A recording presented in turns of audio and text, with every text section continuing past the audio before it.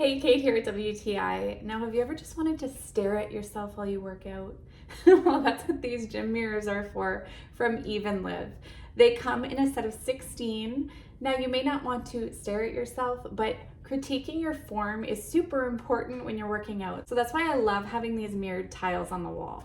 Now, you don't only have to use them in the gym, of course. I've even seen people use these as cute little centerpieces, super versatile. But if you are putting them on the wall, it's really easy to do. So they come nicely covered so that there's no scratches. They have these nice little sticky tabs that you put on the four corners of the back of your tile, peel that off and stick it to the wall. This is a really strong adhesive, so it will keep it nicely mounted, especially on a flat, clean surface. So we just chose a spot, make sure it was level, and put them all on the wall, and then push them on to secure them. Within just a few minutes, you have a nice mirrored wall. And then the most fun part is peeling off the front sticker to reveal a beautiful, crisp, clean glass. Now, my wall is not perfectly even, so the reflection may vary a little bit between tiles, but there is nothing wrong with them tiles themselves. If it's put on a flat surface, it will be a perfect reflection.